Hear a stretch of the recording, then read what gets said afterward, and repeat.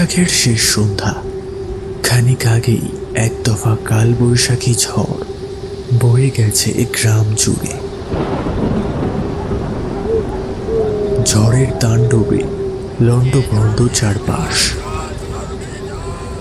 কোথাও খড়ের চালার উপরের ছেঁড়া ত্রিপল উড়ছে, কোথাও গাছের ডালপালা উপড়ে পড়ে আছে পথ জুড়ে।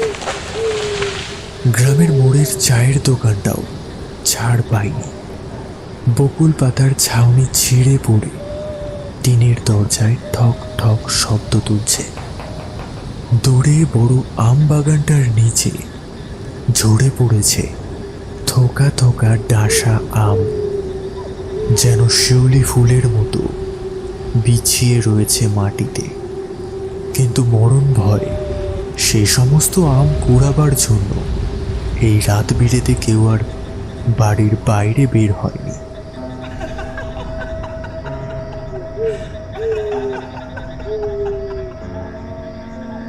হ্যাঁ, মরণ ভয়ই বটে, কারণ এই গ্রামে শুরু হয়েছে সেই ভয়ঙ্কর নিশির ডাক।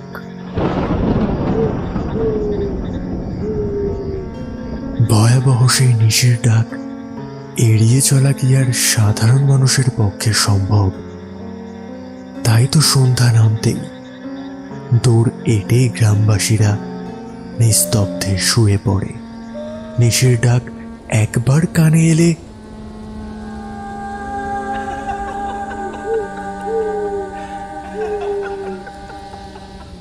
না, সে কথা ভাবতেও গা শিউরে ওঠে।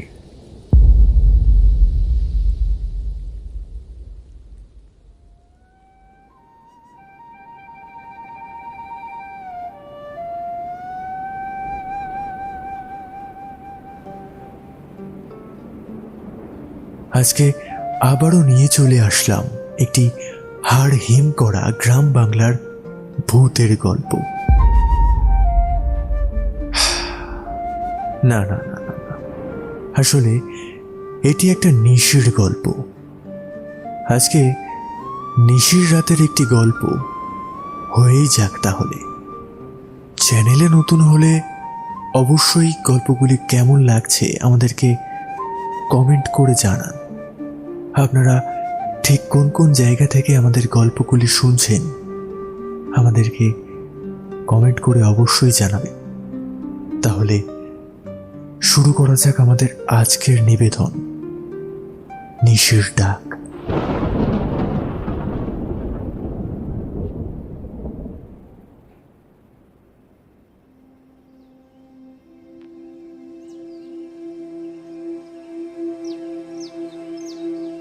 সুরঙ্গনা ছোটবেলা থেকেই এই গ্রামে মানুষ, তবে পড়াশোনার জন্য এতদিন বাইরে থাকার কারণে গ্রামের পুরনো ছন্দ থেকে খানিকটা বিচ্ছিন্ন হয়ে পড়েছে সে।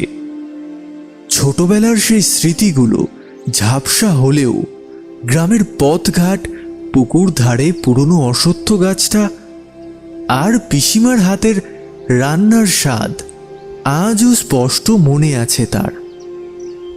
সুরঙ্গনার বাবা হরিহর একজন কৃষক ছিলেন। সামান্য জমিতে ধান চাষ করেই সংসার চালাতেন। মা মনোরমা ছিলেন সংসারের মমতাময়ী হৃদয়, কিন্তু সুখ বেশিদিন স্থায়ী হয়নি।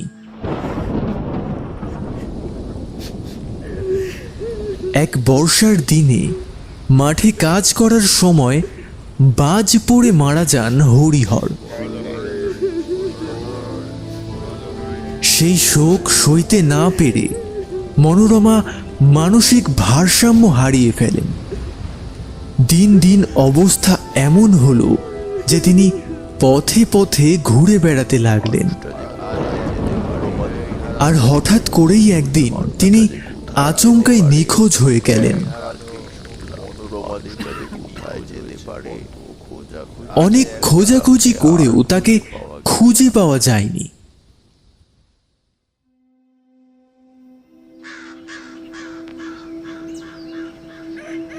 এরপর সুরঙ্গনা আশ্রয় পেল তার বিধবা পিসি কমলা দেবীর কাছে। পিসির নিজের জীবনও সহজ ছিল না, কিন্তু তিনি সুরঙ্গনাকে যত্ন করে বড় করলেন। হাজার প্রতিকূলতার মধ্যেও সুরঙ্গনা পড়াশোনা চালিয়ে গেল।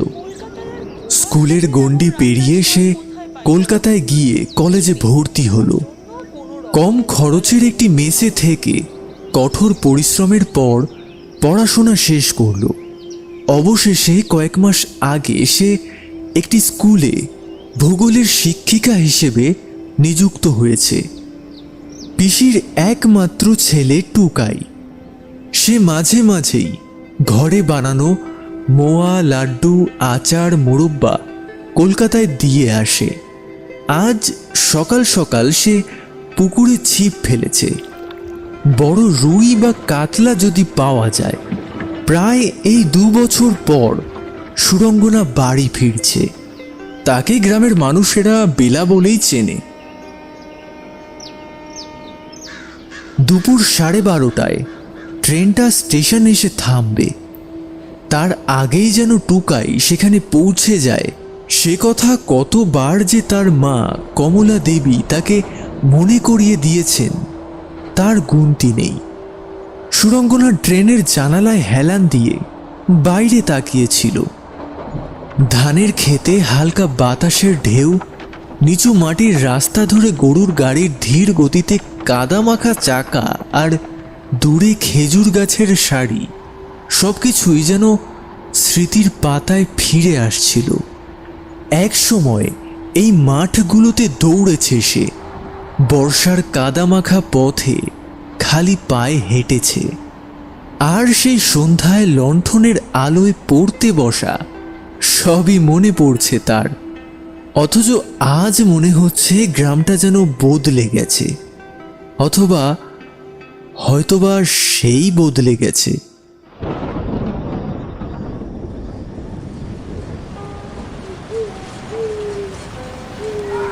কয়েকদিন আগে বুলু নাপিতের বউটির মৃত্যু ঘটেছে বাচ্চা হতে গিয়ে। রাতের আঁধারে শ্মশানে দাহ করার সময় এমন এক ঝড় বৃষ্টি শুরু হয়েছিল যে আর কেউ সেখানে দাঁড়িয়ে থাকতে পারেনি। পরে বৃষ্টি থামলে লোকে দেখল তার দেহটা নেই। বোধহয় শিয়াল কুকুরে টেনে নিয়ে গেছে।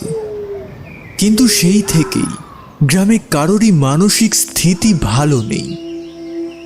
তবে আজ সুরঙ্গনা বাড়ি ফিরছে বলে অন্তত এই বাড়ির মানুষগুলো আনন্দে আছে। স্টেশনে নামতেই কানে এলো ট্রেনের বাঁশির শেষ ধ্বনি। তার সঙ্গে স্টেশনের চায়ের দোকান থেকে ভেসে আসা ধোঁয়ার ঘ্রাণ। অনেক দূর থেকেই চোখে পড়ল টুকাইয়ের মুখের চওড়া হাসিখানা। তার হাতে একটা লাল ছাতা। স্টেশনের শুনশান দুপুরে এই লাল ছাতাটা যেন এক চিলতে রোদ আর একটা পরিচিত আশ্বাস। পিসিমা পাঠিয়েছেন যেন রোদের বা বৃষ্টির হাত থেকে রক্ষা পায় সুরঙ্গনা।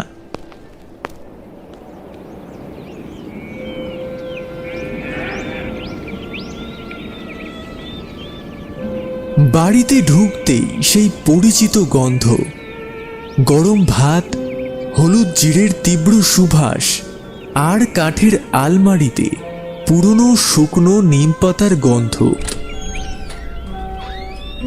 দুপুরে পিসিমার হাতে রান্না করা খাবার খেতে খেতে সুরঙ্গনার চোখে জল চলে এলো। কলকাতায় একা থাকিস, কি খাস না খাস কে জানে, চেহারাটার কি চিরি হয়েছে। এই শোন, এই যে কটা দিন এখানে থাকবি না, এই ভালো মতো খাওয়া দাওয়া কর দেখি। আসলে পিসিমা, কলকাতায় আর তোমার হাতের এমন রান্নার স্বাদ কোথায় পাই বলো? ওই পেট ভরানোর জন্য কোনো রকমে দুবেলা দুমুঠো খাওয়া। থাক থাক, হয়েছে, আমাকে আর ওসব বলাতে হবে না। আমি কি আর কিছু বুঝি নে নাকি? আহা মা, ছাড়ো না ওসব। তুমি বরং দিদির পাতে আর একটু মাছ দাও। এতদিন পর সেই পুরনো স্বাদ ফিরে পাওয়া যেন একটা হারিয়ে যাওয়া সুখের টুকরো। প্রতিটা গ্রাসের সঙ্গে যেন শৈশবের এক একটা স্মৃতি ফিরে আসছে। কাঁঠাল পাতায় গরমে ভাত নিয়ে বসে থাকা, পিসিমার হাতে মাখা সর্ষে ইলিশ কিংবা শীতের সকালের খেজুর গুড়ের গরম রুটি।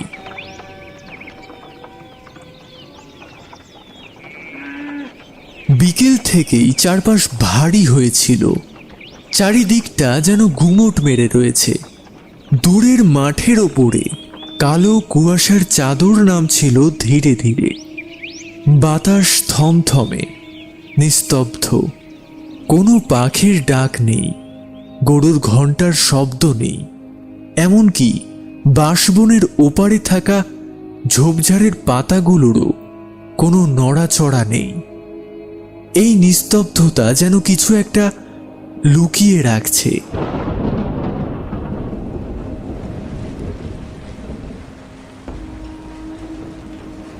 সন্ধ্যার পর ঠান্ডা হাওয়ার সাথে শুরু হলো ঝিরঝিরে বৃষ্টি।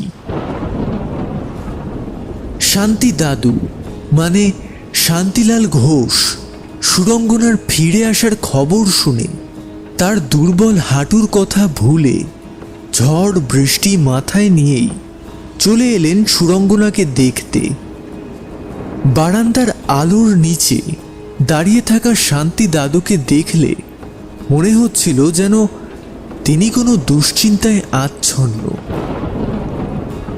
বয়সের ভারে নুইয়ে পড়া শরীর, চোখের নিচে গভীর গর্ত আর কপালের গভীর ভাঁজ যেন অনেক কিছু জানে, অনেক কিছু বলে দিতে চায়। কমলা দেবী সাদা ঘোমটাটা মাথায় টানতে টানতে উনুন ছেড়ে বাইরে এলেন। আরে বেলা, দাঁড়িয়ে আছিস যে, এর নাম কর দাদুকে। কাকা বাবু, আপনি কিন্তু রাতে খেয়ে তারপরে বাড়ি ফিরবেন। বসে গল্প শুরু হলো। বেলা বলল তার স্কুলের কথা, কলকাতার জীবন, সেখানকার চলাফেরা। শান্তি দাদু মন দিয়ে শুনলেন, মাঝে মাঝে কিছু প্রশ্ন করলেন, আর মাঝে মাঝে দৃষ্টি চলে গেল দূরের দিকে, যেন তিনি কিছু ভাবছেন কিন্তু মুখ ফুটে কিছু বলতে চাইছেন না।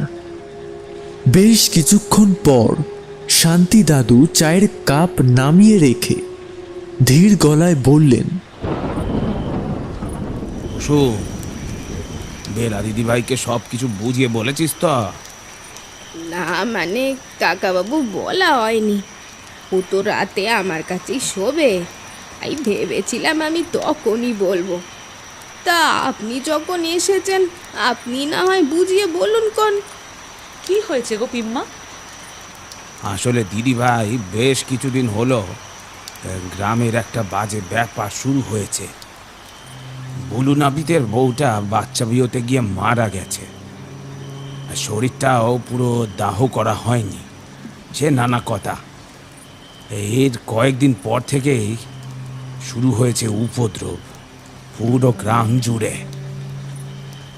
মাঝে মাঝেই মানুষ ঘর থেকে বেরিয়ে যায় আর ফেরে না। বাড়ির লোকে বলে কেউ নাকি ডাকতে এসেছিল, কিন্তু ওই যে আমার বন্ধু বিভূতি, ও কয়েছে যে গ্রামে নাকি রাতে নিশি ঘুরতে শুরু করেছে।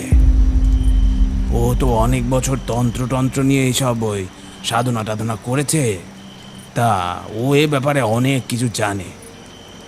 ও বলেছিল যে মৃতদেহ পুরো দাহ না হলে বা পিণ্ডদান না হলে তার অতৃপ্ত আত্মা নিশি হয়ে নাকি ঘুরে বেড়ায়। তাই বলছি, রাত্রিরে ঘুমের ঘোরে কেউ ডাকলে সাড়া দিও না যেন। আর যদি কল ঘরের দিকে যেতে হয় তাহলে কাউকে সাথে নিয়ে যাবে, এই বলে দিলুম। তার কথাগুলো সুরঙ্গনার ভেতরে একটা ঠান্ডা অনুভূতি জাগিয়ে তুলল। বুলু নাপিতের বউটার মৃতদেহ নিখোঁজ হয়ে গেছে, নিশির ডাক শোনা যাচ্ছে, এমনটা বলছে লোকজন। সন্ধ্যার পর অনেকেই বাইরে যেতে ভয় পাচ্ছে। সুরঙ্গনা ছোটবেলা থেকেই এই গ্রামের মানুষ, এর আগে কখনো এমন কিছু শোনেনি, তাই এসব বিশ্বাস করতে মন চায় না। কিন্তু শান্তি দাদু বিচক্ষণ মানুষ, তার গলায় যে গাম্ভীর্য ছিল তা কেবল ভয় দেখানোর জন্য নয়। বাজে কথা বলে সময় নষ্ট করার লোক তিনি নন।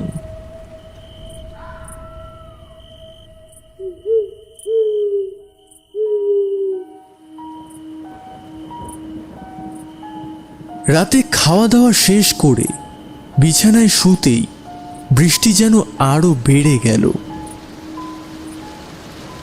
ছোটবেলা থেকেই রাত জেগে পড়াশোনা করার ফলে এখনো ঘুম আসতে দেরি হয় সুরঙ্গনার। পাশে পিসিমা ঘুমিয়ে পড়লেও তার চোখে ঘুম নেই। এপাশ ওপাশ করতে করতে বারবার টেবিলের উপরে রাখা ঘড়িটার দিকে চোখ চলে যাচ্ছে। মায়ের মুখটা এখনো মনে আছে তার। ছোটবেলায় মাকে জড়িয়ে ধরে ঘুমাতো সে। মায়ের শরীরের গন্ধটা যেন এখনো নাকে লেগে আছে। বাবা যে আর বেঁচে নেই সেটা তো সবাই জানে, কিন্তু মায়ের কোনো খোঁজ জানে না কেউ। সে যদি এখনো কোথাও বেঁচে থাকে তবে তার কি সুরঙ্গনার কথা একটি বারও মনে পড়ে না? নানা কথা ভাবতে ভাবতে মনটা ভারী হয়ে এলো। বিছানা ছেড়ে খোলা জানলার কাছে এসে দাঁড়ালো সুরঙ্গনা। পিসিমা বাড়ির পিছনে নানা রকম সবজি লাগিয়েছেন, বেগুন, ঢেঁড়স, লঙ্কা, লকলকে পুঁইলতা ইত্যাদি। সকালে এগুলো বেশ দেখতে লাগে, তবে এখন সব অন্ধকার। শুধু ফ্যাকাশে আকাশের বুকে কালো অবয়ব। বাতাসের দাপটে দুলে চলেছে পুঁইলতা গাছ। কলকাতার সেই মেস বাড়ির ছবিটা চোখে ভাসল তার। হঠাৎ বিদ্যুতের ঝলকানিতে বাদামি কিছু একটা চোখে পড়ল। ঠিক স্পষ্ট বোঝা গেল না, কিন্তু যা বোঝা গেল তাতে মনে হলো কেউ একজন দাঁড়িয়ে আছে। সুরঙ্গনা চমকে উঠল। এত রাতে এমন জায়গায় এই বৃষ্টির পর কে দাঁড়িয়ে থাকবে? প্রথমে মনে হলো চোখের ভুল, কিন্তু না, আরেকবার বিদ্যুৎ চমকালে আরো স্পষ্ট দেখা গেল কেউ একজন দাঁড়িয়ে আছে। চোর নাকি সত্যি নিশি? হাওয়ার দাপটে কাঁপতে থাকা গাছের পাতাগুলোর ফাঁকে সেই অবয়ব মাঝে মাঝে অদৃশ্য হয়ে যাচ্ছে, আবার বিদ্যুৎ চমকালেই আবছা হয়ে ফুটে উঠছে। ঠিক তখনই ঝোপের ভিতর থেকে একটা চাপা শব্দ এলো। সুরঙ্গনা থমকে দাঁড়ালো। তার কানের ভেতর নিজের ধুকপুক ধুকপুক শব্দটা এই নির্জন রাতে একটা কণ্ঠ ভেসে এলো।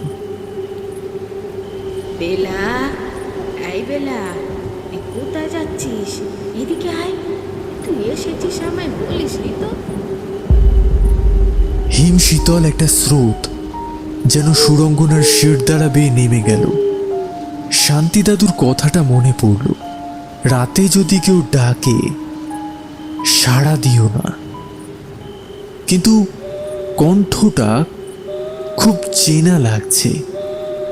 ঠিক তখনই আবার ডাক এলো, তবে এবার অন্যরকম স্বরে। কিরে দিদি, ভয় পেলি নাকি? আরে আমি টুবলু। ও তুই? এই তুই যখন বাগানে আসছিলি, আমি কলঘর থেকে বেরোচ্ছিলাম। হ্যাঁ, আমিও তোর পিছন পিছন চুপি চুপি এসেছি। ভেবেছিলাম তোকে ভয় দেখাবো। কাজটা তুই একদম ঠিক করিসনি। হ্যাঁ, কি ভেবেছিলি নিশিতে ডাকছে? কেমন ভয় দেখালাম! পিম্মা যদি জানতে পারে না রে, তোর রক্ষে থাকবে না। কি ভয় পেয়েছিলাম জানিস? আর যদি কখনো এমন করিস তাহলে কিন্তু আমি বলে দেবই পিম্মাকে। ভাই বোনের খুনসুটিতে রাতের ভয় কাটলো ঠিকই, তবে সুরঙ্গনা একটা ব্যাপার ভুলে গেল। যদি টুকাই কলঘরে গিয়ে থাকে, তাহলে একটু আগে বাগানে সে কাকে দেখেছিল?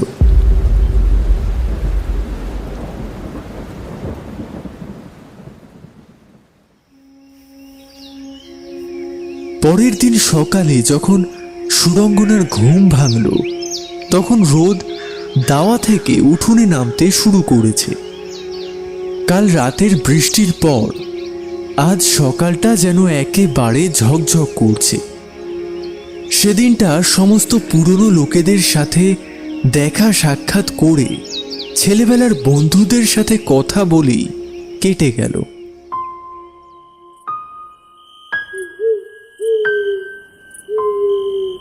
রাতে শুতে যাওয়ার আগে সুরঙ্গনাকে শান্তি দাদুর কথাগুলো মনে করিয়ে দিয়ে গেলেন কমলা দেবী। টুকাইয়ের দিকে একবার কেবল আর চোখে তাকালো সুরঙ্গনা। তখন বেশ রাত, প্রচণ্ড পিপাসায় ঘুমটা ভেঙে যায় টুকাইয়ের। ঘরের কোনায় রাখা কুজোটা থেকে এক গ্লাস ঠান্ডা জল খেয়ে আবার যে শুতে যাবে, অমনি দরজার বাইরে কারোর গলার শব্দ শুনতে পাওয়া গেল। এই টুবলু, বাগানে যাবি না? চল, আমি আর তুই মিলে যাব কালকের মতো। এই ছোটবেলার স্বভাবটা আর গেল না রে তোর রে দিদি। আমি যা করব তোকে তাই করতে হবে, একটুও বদলালি না এখনো। কথাগুলো বলতে বলতে ঘর থেকে বেরিয়ে এলো সে। আর তারপরই সবকিছুই তার জ্ঞানের বাইরে। সে তখন কি করছে, কি বলছে, কোথায় চলেছে, কোনো কিছুই যেন তার আর ইচ্ছাধীন নয়। উঠোনে দাঁড়িয়ে থাকা একটা ছায়া মূর্তি যেন তার চিন্তা শক্তিকে গ্রাস করেছে। গ্রামের চৌকাঠ পেরিয়ে মাটির রাস্তা, তারপর মিতুলদের বাঁশবাগান, কালী মন্দির, পদ্মদিঘির মাঠ, গ্রামের পচা শামুকের বিল, সব কিছুকে পিছনে ফেলে এসে সেই ছায়ামূর্তির পিছনে বাধ্য হয়ে চলেছে টুকাই।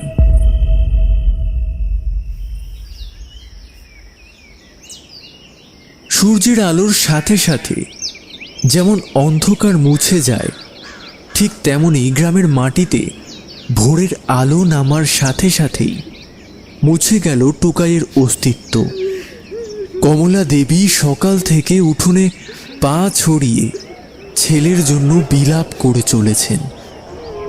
গ্রামের মানুষ হাজার চেষ্টা করেও তাকে শান্ত করতে পারছে না। সুরঙ্গনা শুধু একটা জিনিস নিয়ে আফসোস করছে, সে যদি সেদিনকে বাগানে দেখা ওই ছায়ামূর্তিটার কথা পিসিমাকে বলে দিত, তাহলে হয়তো আজ এই অবস্থাটা হতো না।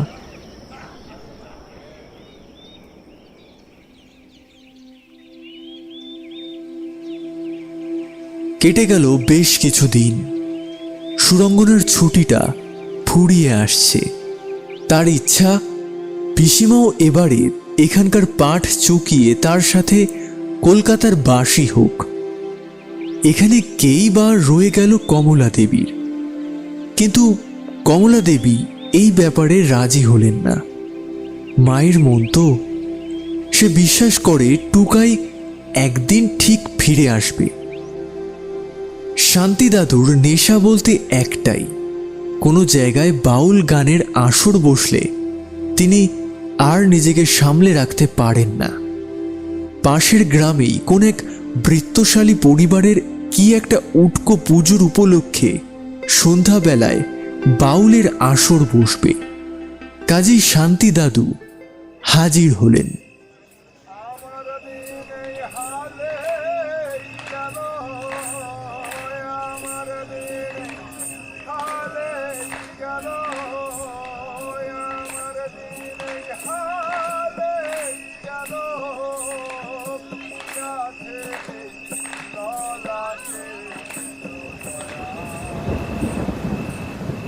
কিন্তু বিপদটি হলো ফেরার সময় উঠল তুমুল ঝড়।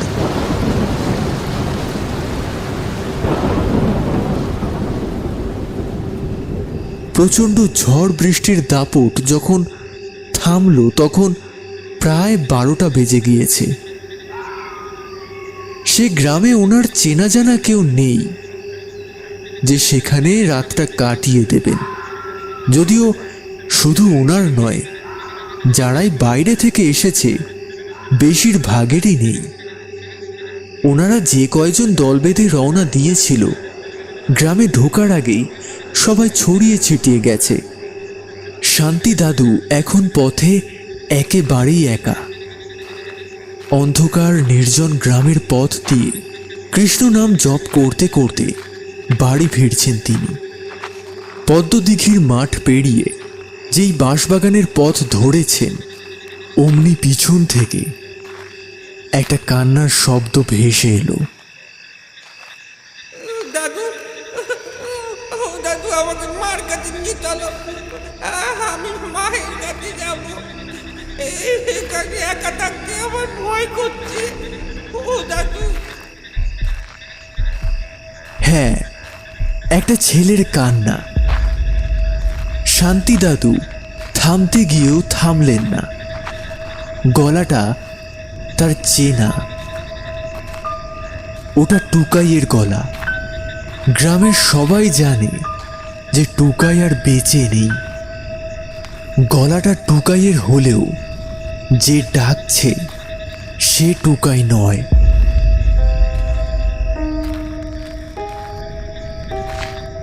তিনি হাঁটার গতি বাড়িয়ে দিলেন। আর কোনো ডাক পিছন থেকে শুনতে না পেলেও বাড়ি ঢোকার আগের মুহূর্ত পর্যন্ত ওনার পেছনে পেছনে পায়ের চলার শব্দটা এক মুহূর্তের জন্যও বন্ধ হয়নি।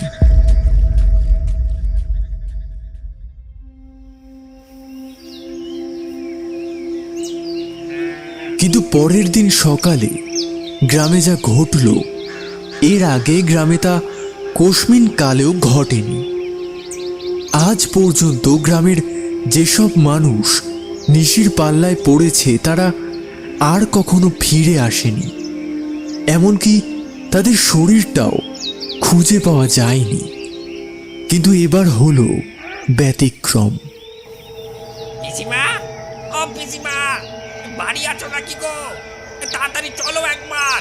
এই হাটের কাছে ওই পচা শামুকের বিলের ধারে টুকলুকে পাওয়া গেছে। কমলা দেবী হুড়মুড়িয়ে ছুটলেন বিলের দিকে।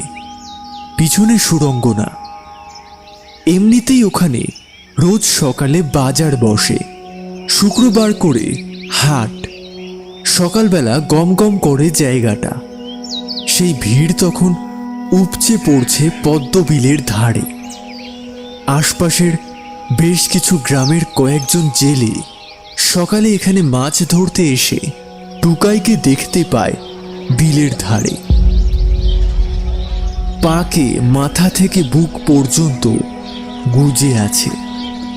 বিলের জলে তাকে সম্পূর্ণ ধোয়ানোর পর তার চেহারার অবস্থা চোখে দেখার যোগ্য নয়। শরীরটা শুকিয়ে ছোট হয়ে গেছে, যেন একটা 5-7 বছরের অপুষ্ট বাচ্চার চেহারা।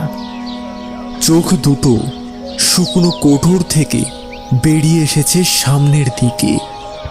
জামা কাপড় শতছিন্ন, সেদিন টুকাইয়ের দেহটা দাহ করার পর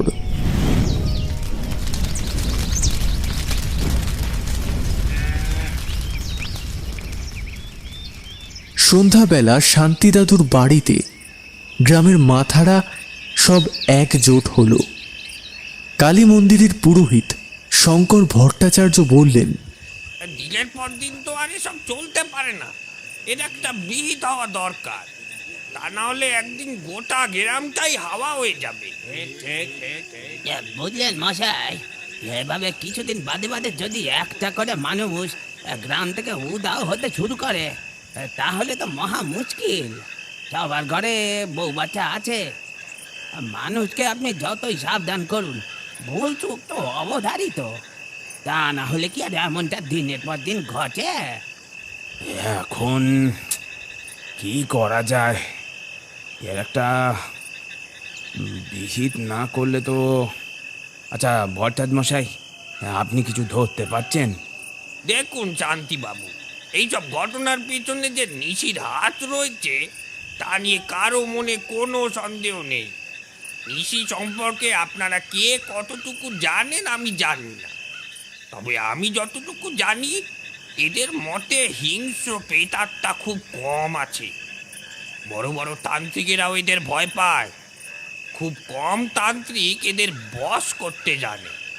আবার যারা বশ করতে জানে তারা নিশিকে দিয়ে নানান রকম কার্যসিদ্ধি করে থাকে। কাজেই সেরকম কোনো ভালো লোকের খোঁজ না পেলে এ বিপদ থেকে মুক্তি পাওয়া মুশকিল। কাজেই যে যার মতো ভালো তান্ত্রিকের খোঁজ শুরু করল, কিন্তু সবাই মিলে কিছু করে ওঠার আগে আবার ঘটল বিপদ। এদিকে সুরঙ্গনার ছুটি শেষ, কলকাতায় না ফিরে গেলেই নয়, কাল সকালেই সে ফিরবে। তার পিসিমাকে হাজার অনুরোধ করেও কলকাতায় যেতে রাজি করানো যায়নি। পরের দিন সকালে বেলার কলকাতায় ফিরে যাওয়ার কথা, তাই সে ঠিক করেছিল আজ একবার শান্তি দাদুর সাথে দেখা করে পিসিমাকে একটু দেখে শুনে রাখার কথাটা জানিয়ে আসবে। তার ছেলেবেলার বান্ধবী ঝিমলিকে বলেছে বটতলার সামনে চৌরাস্তাটার মুখটায় দাঁড়াতে, দুজনে ওরা একসাথেই যাবে। ঝিমলি ওখানে আগেই পৌঁছেছিল। সুরঙ্গনা যখন পৌঁছালো তখন সন্ধ্যার আলো আধারি কাটিয়ে চারিদিকে অন্ধকার নেমেছে। সুরঙ্গনাকে দেখেই ঝিমলি বলে উঠল, এত দেরি করলি কেন? চল এখন। সুরঙ্গনা এবার চলতে শুরু করলো।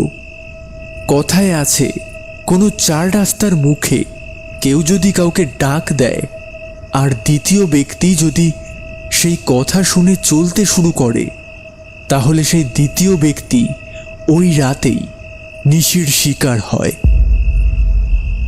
সেদিন শান্তি দাদুর বাড়ি থেকে রাত করে ফিরে খাওয়া দাওয়া শেষ করে পিসিমার পাশেই শুয়ে পড়েছিল বেলা।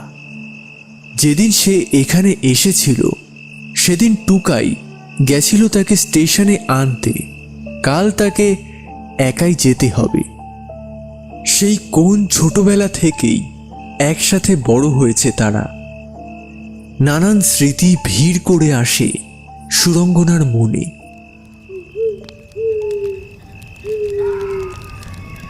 এদিকে সারা গ্রাম যখন ঘুমিয়ে আচ্ছন্ন, তখন শ্মশানের পাশের পরিত্যক্ত জঙ্গলটাতে জ্বলছে যজ্ঞের আগুন। শুধু আজ নয়, প্রায় প্রতিদিনই চলে এই যজ্ঞের আগুন গ্রামবাসীদের চোখের আড়ালে।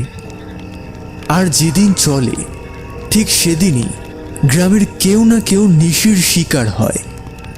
এই গ্রামের উপর কার যে কিসের এত রাগ কে জানে। ভটভট শব্দ করে যজ্ঞের আগুনের লেলিহান শিখাগুলো কেঁপে কেঁপে উঠছে। মন্ত্র উচ্চারণের সাথে ঘি, ফুল, বেলপাতা, পাকা কলা আগুনে নিক্ষেপ করে চলেছে গিরিধারী সান্নিধ্য। সে আগে এই গ্রামেই থাকতো, পুজো আচরা করত। গ্রামে কেউ ছিল না তার।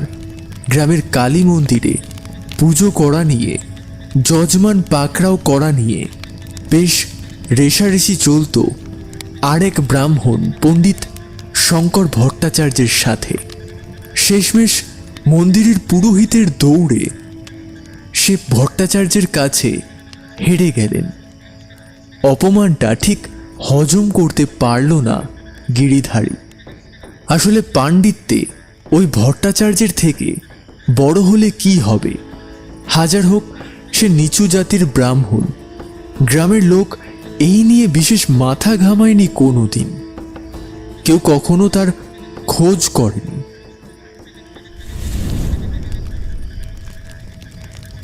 যজ্ঞের আগুনের লাল আভায় গিরিধারী চোখ দুটো টকবক করছে।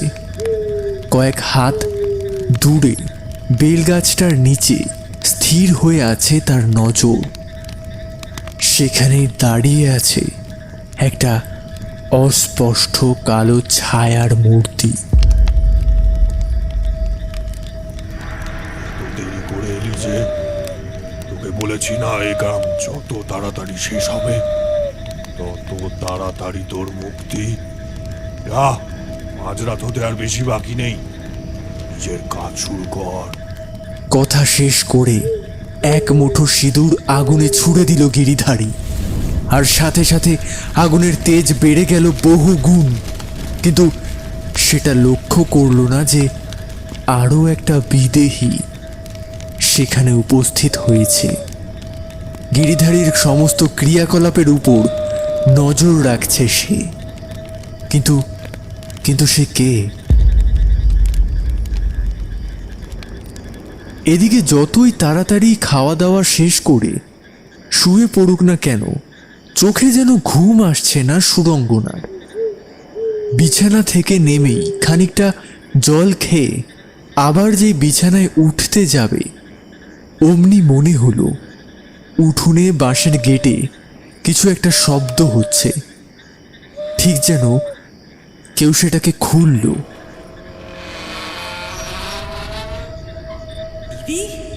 দিদি দরজা খোল, আমাকে তাড়াতাড়ি ভেতরে ঢুকতে দে, নাহলে ও আমাকে আবার নিয়ে যাবে। দিদি দরজা খোল, দিদি দরজা খোল।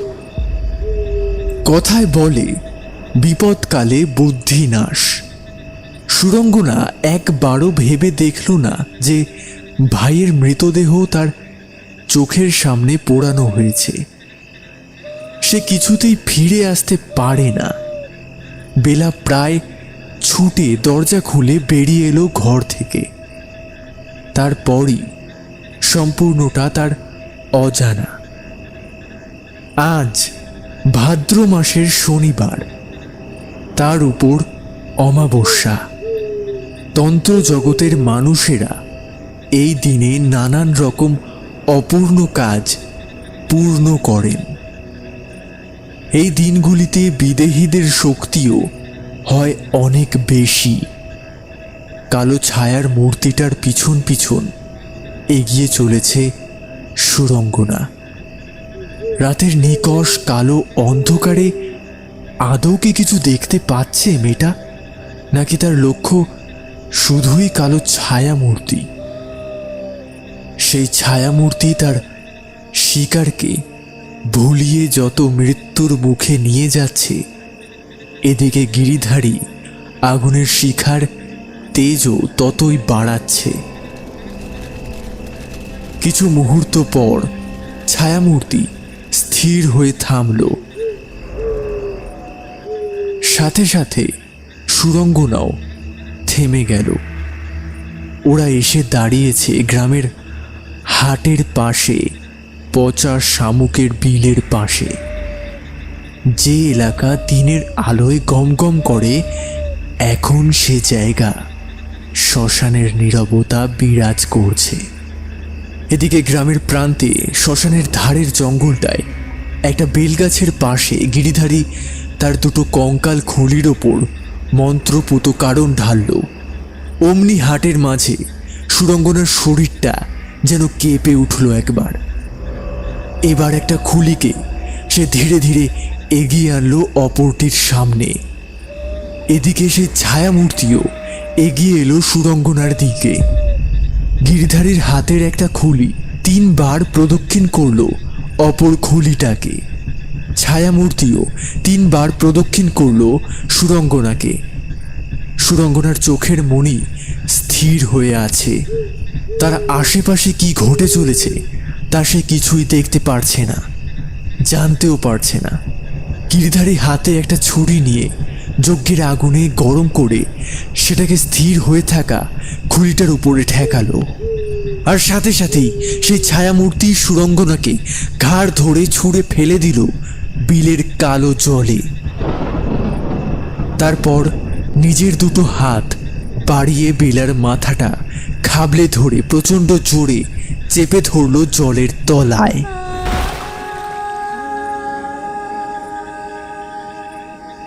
কি আশ্চর্য! সুরঙ্গনা কোনো প্রতিবাদ করল না। পাথরের মতো সে ডুবে রইল জলের তলায়। এবারে ওদিকে ঘটল আসল ঘটনা। প্রচণ্ড একটা শব্দ করে খুলি দুটো ফেটে গেল। আগুনের লেলিহান শিখাটা একবার দপ করে জ্বলে নিভে গেল। গিরিধারী এক লাফে উঠে দাঁড়ালো আসন ছেড়ে। তার তন্ত্রশক্তি বলছে এই খেলায় আরও কোনো বিদেহী উপস্থিত আছে। এদিকে সুরঙ্গনার প্রায় তখন দম বন্ধ হয়ে এসেছে। অচেতন শরীরটা থেকে এক্ষুনি যেন প্রাণ বেরিয়ে যাবে। আর সেই সময় একটা ধোয়া ধোয়া মূর্তি কোত্থেকে এসে আছড়ে পড়ল সেই নিশির ছায়ার উপর। তার হাতে একটা কাস্তে। নিশির হাতের চাপ শিথিল হতেই বেলার শরীরটা ভেসে উঠল জলে। 2 ছায়াশক্তির লড়াইয়ের সাক্ষী হয়ে রইল অমাবস্যার কালো রাত। এদিকে গিরিধারী ছুটতে ছুটতে এসে উপস্থিত হয়েছে ঘটনাস্থলে। আজ বহু বছর বাদে সে পা রেখেছে এই গ্রামের মাটিতে। তার নিশি কোথাও নেই। বিলের ধারে কাদা জলের উপর বেলার শরীরটা দেখে মাথায় যেন তার আগুন চড়ে গেল।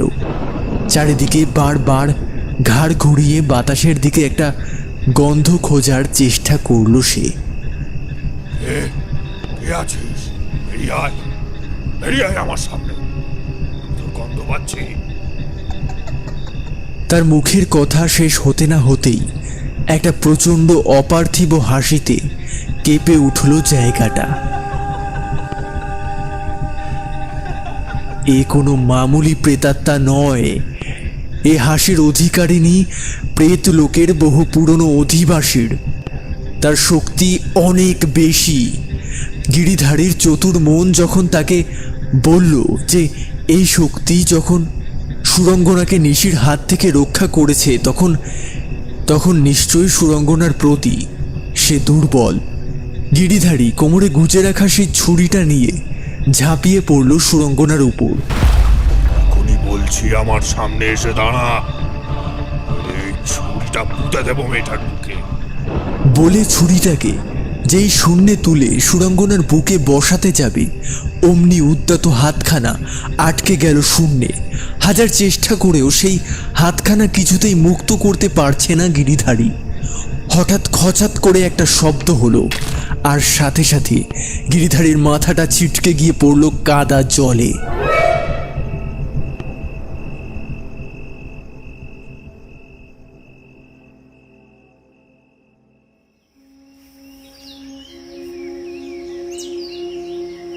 পরের দিন সকালে বেলাকে বাড়ির দাওয়ায় অচৈতন্য অবস্থায় পড়ে থাকতে দেখে চমকে উঠলেন কমলা দেবী। সুরঙ্গনার যে কি হয়েছে, তার গোটা শরীরটা যে কেন জলে ভেজা কাদা মাখা, কিছু বুঝে উঠতে পারলেন না তিনি। এদিকে সারা গ্রামে তখন হইচই পড়ে গেছে। গিরিধারীর মুন্ডহীন শরীরটা একেবারে হাটের মাঝখানে আবিষ্কার করল গ্রামের মানুষ। অবশ্য শরীরটা যে গিরিধারীর সেটা বোঝা গেল পাশেই একটা দোকানের ছাউনিতে লম্বা বাঁশের খুঁটিতে গাঁথা তার কাদামাখা মাথাটা দেখে কাছেই পড়েছিল একটা আদিকালের মরচে ধরা কাস্তে। আশপাশের লোকজন যখন চিনতে পারল যে এটা সেই গিরিধারী সান্নিধ্য, তখন গোটা ব্যাপারটা যেন আরো গুলিয়ে গেল। অনেকক্ষণ চুপ করে বুড়ো শান্তিলাল ঘোষ কি যেন ভাবতে লাগলেন। তারপর তিনি বিভ্রান্ত জনতাকে উদ্দেশ্য করে বললেন, মনে হচ্ছে ব্যাপারটা ধরতে পেরেছি।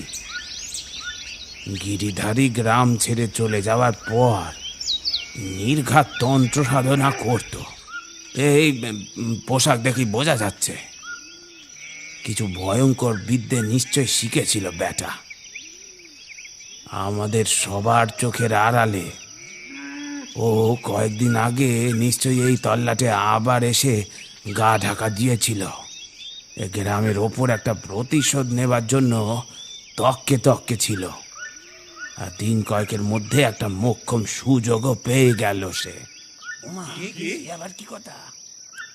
ওই যে বুলু নাপিতের বউটার শরীরটা ঝড়জলের ঠেলায় ফেলে আসার পর আমরা যে ভেবেছিলাম শেয়াল কুকুরে টেনে নিয়ে গেছে, তা নয় গো। বলেন কি, নাপিতের বউয়ের আতপোড়া শরীরটা নিয়ে গেছিল? তাই তো মনে হচ্ছে। আমাদের বিভূতি, ওই যে আমার বন্ধু, ওর মুখে যতদূর শুনেছি যে মৃতদেহ পুরো দাহ না হলে বা পিণ্ডদান না হলে তার অতিরিক্ত আত্মাকে নিশি করে জাগিয়ে তোলা যায়। ওই গ্রামের ও প্রান্তে পুরনো শ্মশানের আশেপাশের জঙ্গলে লোকের চোখের আড়ালে ব্যাটা নিশ্চয়ই ডেরা বেঁধেছিল। চলো সকলে একটু গিয়ে দেখা যাক।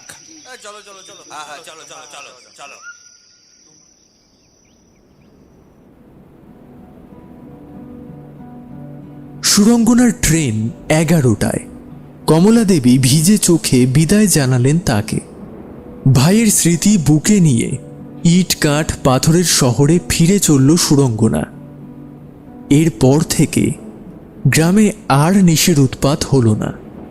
সেদিন সকলে মিলে শ্মশানের পাশের পরিত্যক্ত জঙ্গলটায় গিয়ে প্রায় হাড় বেরোনো একটা মানুষের শরীর খুঁজে পেয়েছিল।